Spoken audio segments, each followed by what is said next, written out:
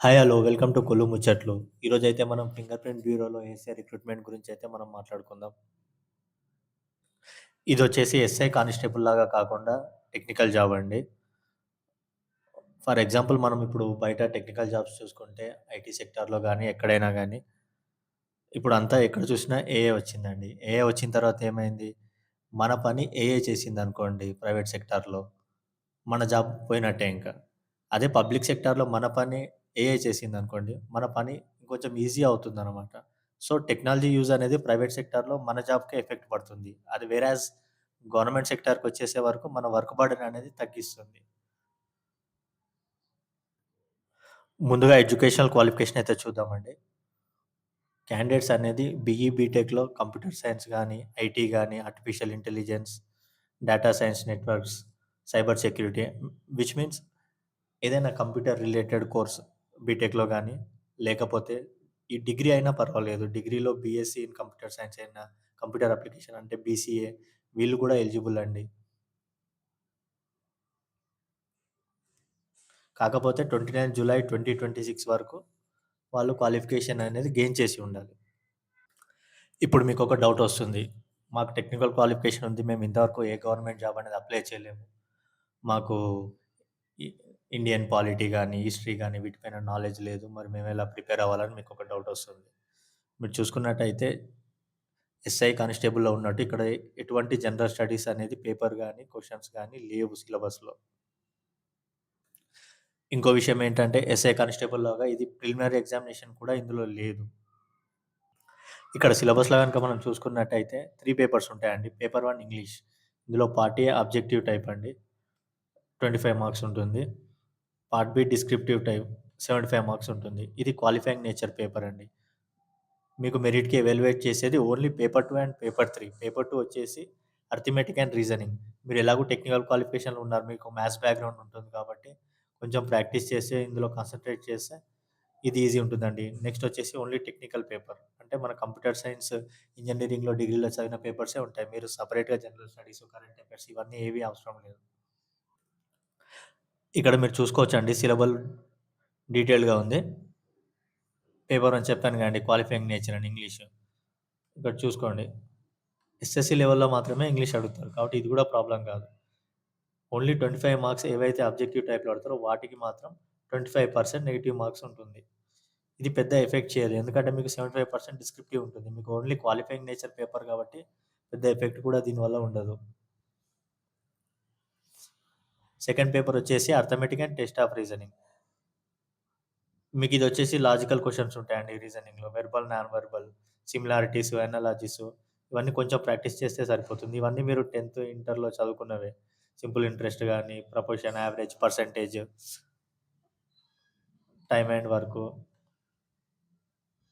Next వచ్చేసి paper 3. ఇది మీకు మెయిన్ అండి. ఎవాల్యుయేట్ చేయడంలో. ఎందుకంటే ఇది 200 మార్క్స్‌కుంది పేపరు.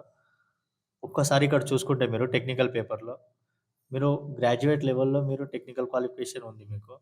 బట్ ఇక్కడ చూస్తే computer hardware, memory system, architecture,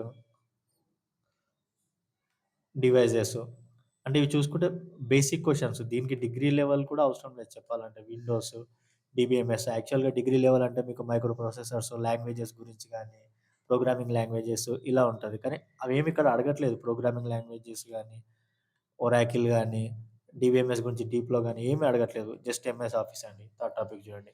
fourth topic చూడండి. ఓన్లీ నెట్వర్క్ అండ్ సెక్యూరిటీ అంటే నెట్వర్క్ ఇంజినీరింగ్ అంత డెప్త్ సబ్జెక్ట్ కూడా కాదు. జస్ట్ ల్యాన్, మ్యాన్, వ్యాన్ అంతే.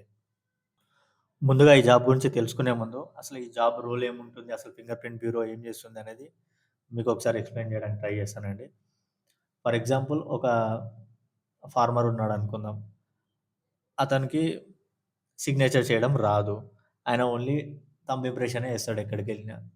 అదే ఆయనకు తెలవకుండా ఎవరో ఇన్‌ఫ్లూయెన్స్ ఉన్నవాళ్ళు ఆయన సైన్ ఫోర్జరీ చేసేసి ఆయన ప్రాపర్టీ ఏదో ఎక సమ్ 2 ఎకర్స్ ఆఫ్ ల్యాండ్ ఉంటే అమ్మేసిండ్రు అనుకుందామండి. అప్పుడు ఆ విషయం ఆయనకు తెలిసిన తర్వాత ఆయన కేస్ పెట్టినప్పుడు అది ఫోర్జరీ కేస్ అవుతుంది. అప్పుడేం జేస్తారంటే, ఇన్వెస్టిగేషన్ డిపార్ట్‌మెంట్ చేసేవాళ్ళు, వాళ్ళు ఏదైతే ఇప్పుడు ఈయన జనరల్‌గా ఆయన పాస్‌బుక్‌లో గాని, అక్కడ ఏదైతే స్పెసిమెన్ సిగ్నేచర్ ఉందో అది ఆ స్పెసిమెన్ సిగ్నేచర్ అబ్టైన్ చేసి దాన్ని ఏ డాక్యుమెంట్ అయితే ఫోర్జరీ చేసిందో దాంతో కంపేర్ చేయడానికి ఫింగర్ ప్రింట్ బ్యూరోకి పంపిస్తారు. ఇదొక ఎగ్జాంపుల్ మాత్రమే. ఇలా చాలా ఉంటాయి. అప్పుడు ఆ ఫింగర్ ప్రింట్ బ్యూరో వాళ్ళు ఆ థంబ్ ఇంప్రెషన్, ఈ థంబ్ ఇంప్రెషన్ కంపేర్ చేసి మ్యాచ్ అవుతుందా లేదా అనేది చెప్తారు. ఇది కంప్లీట్‌గా టెక్నికల్ జాబ్ అండి. ఫింగర్ ప్రింట్ బ్యూరో మొత్తం కంప్లీట్ టెక్నికల్‌గా ఉంటుంది. ఈ జాబ్‌కొచ్చేసి ఏజ్ లిమిట్ చూద్దామండి. ముందుగా మనం చూసుకున్నట్టయితే మినిమమ్ ఏజ్ వచ్చేసి 21 years. Maximum 25 years. As per GO మనకి 5 ఇయర్స్ రిలాక్సేషన్ అనేది ఉందండి. అంటే 30 ఇయర్స్ వరకు ఎలిజిబుల్ ఎవరైనా. రిలాక్సేషన్ ఉంటుంది కొందరికి. ఆల్రెడీ ఎంప్లాయ్ అయితే 5 ఇయర్స్ అండి. అంటే 30+5 35 ఇయర్స్. ఎస్సీ, ఎస్టీ, బీసీ వాళ్ళకి కూడా 5 ఇయర్స్. 35 ఇయర్స్. ఎక్స్ సర్వీస్‌మెన్‌కి ఎక్స్‌ట్రాగా 3 ఇయర్స్. అంటే ఒకవేళ వాళ్ళు బీసీ అయితే ఈ 5 ఇయర్స్ మళ్ళీ ఇది కూడా యాడ్ అవుతుంది. 3 ఇయర్స్ అంటే 38 ఇయర్స్ వరకు వాళ్ళు ఎలిజిబుల్. ఇప్పుడైతే మనం వేకెన్సీస్ చూసుకుందామండి. ఓవరాల్‌గా 23 వేకెన్సీస్ అయితే ఉన్నాయండి. బేసిక్ పే వచ్చేసి 33,750. ఇది పీఆర్‌సీ 2020 బేసిక్ పే అండి. సో, యావరేజ్‌గా 50,000-55,000 అనేది స్టార్టింగ్ సాలరీ వస్తుంది.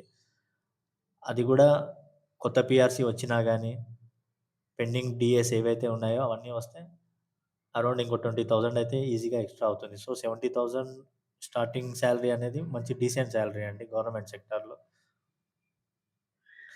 ఈ వేకెన్సీస్ డిస్ట్రిబ్యూషన్ చూసుకుందామండి జోనల్ వైస్. ఇప్పుడు కాళేశ్వరంలో 2 వేకెన్సీస్, బాసర 3, అత్యధికంగా చార్మినార్‌లో 7 ఓవరాల్‌గా 23 వేకెన్సీస్. చార్మినార్ జోన్ అంటే Hyderabad police commissionerate, Cyberabad police commissionerate, Sangareddy, Vikarabad ఉంటాయండి. అలాగే కాళేశ్వరం అంటే భూపాలపల్లి, ఆసిఫాబాద్. వంతాడ అనేది వుమెన్ రిజర్వేషన్ ఉంటుందండి. సో, వుమెన్ క్యాండిడేట్స్ కూడా అప్లై చేసుకోవచ్చు. రిజర్వేషన్ ఉంటుంది. ఎగ్జామినేషన్ ఫీ ఎంత అనేది మాత్రం ఇవ్వలేదండి. ఎస్సీ, ఎస్టీ వాళ్ళకి మాత్రం కన్సెషన్ ఉంటుంది మాత్రము స్పెసిఫై చేశారిక్కడ. సెలక్షన్ ప్రొసీజర్ ఒకసారి చూసుకుందామండి. ఫస్ట్ అయితే ఫిజికల్ ఎఫిషియన్సీ టెస్ట్ ఉంటుందండి. అంటే 1600 మీటర్స్ అనేది 7 మినిట్స్ 15 సెకండ్స్‌లో రన్ చేయాలి. ఇది మెయిన్ ఫిజికల్. అదే వుమెన్ క్యాండిడేట్స్ అయితే 800 మీటర్స్ అనేవి 5 మినిట్స్ 20 సెకండ్స్ టైమ్ అనేది వాళ్ళకుంటుంది. ఇది ఓన్లీ క్వాలిఫైయింగ్ నేచర్ అండి. మెరిట్ ఏముండదు ఇందులో ఎంత వచ్చినా. హైట్ వచ్చేసి మెన్స్ క్యాండిడేట్స్‌కి 162 సెంటీమీటర్స్, వుమెన్ క్యాండిడేట్స్ 152. మెన్స్ క్యాండిడేట్స్‌కి ఎస్ఐలో గాని, కానిస్టేబుల్‌లో గాని 167.6 అనేది ఉంటుంది. కానీ ఇక్కడ 162 ఉంది. సో, మనకి పోలీస్ డిపార్ట్‌మెంట్‌లో వెళ్ళాలన్న ఇంట్రెస్ట్ ఉండి హైట్ వల్ల ఆగిపోయిన వాళ్ళు కూడా ఇదొక గొప్ప అవకాశం అనుకోవచ్చు. ఎందుకంటే 162 అనేది చాలా తక్కువ కంపేర్ టు 167. ఇంకా అంతే కాకుండా ట్రైబల్ ఏరియా ఉన్న వాళ్ళకైతే రిలాక్సేషన్ కూడా ఉంటుంది. మెన్ అయితే 160, వుమెన్ అయితే 150. ఈ 2 ఎలిజిబుల్ అయిన తర్వాత మనకొక లాంగ్ జంప్ అనేది ఉంటుంది. మెన్స్‌కి అయితే 4 మీటర్స్ అండి. ఎక్స్ సర్వీస్ మెన్స్‌కి రిలాక్సేషన్ ఉంటుంది 3.5. Women candidates 2.5. షాట్ పుట్ వచ్చేసి 7.26 కేజీస్ మెన్స్‌కి 6 మీటర్స్ అండి. ఇందులో రిలాక్సేషన్ ఏం లేదు ఎక్స్ సర్వీస్ మెన్‌కి. వుమెన్స్ అయితే 4 మీటర్స్ అండి. ఇది only 4 kgs.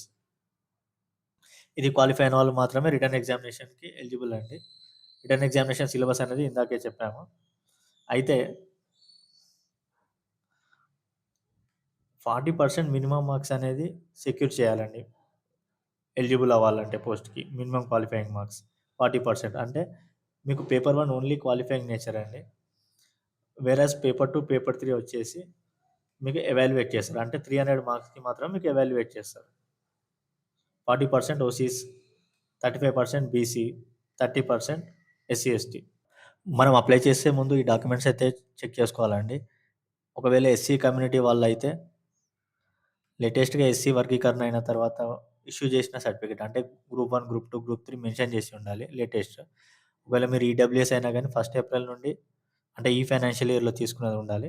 Same as non criminal year కూడా. ఓబీసీ వాళ్ళకిది. Study certificate.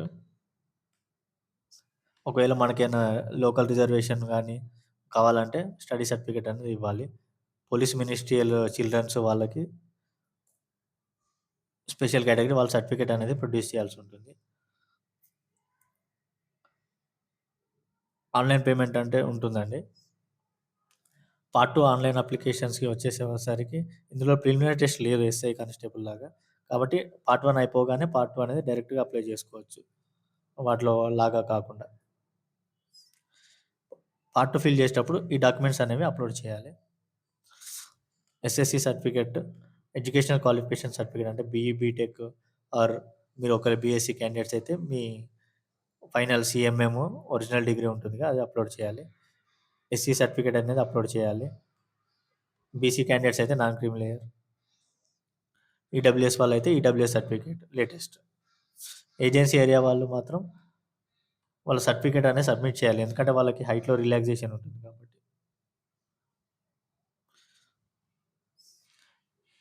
That's all guys. మీకేమైనా డౌట్స్ ఉంటే కామెంట్ సెక్షన్‌లో కామెంట్ చేయండి. ఈ వీడియో గనుక మీకు నచ్చినట్టయితే లైక్ చేయండి, షేర్ చేయండి. మా ఛానెల్‌ని సబ్స్క్రైబ్ చేసుకోండి.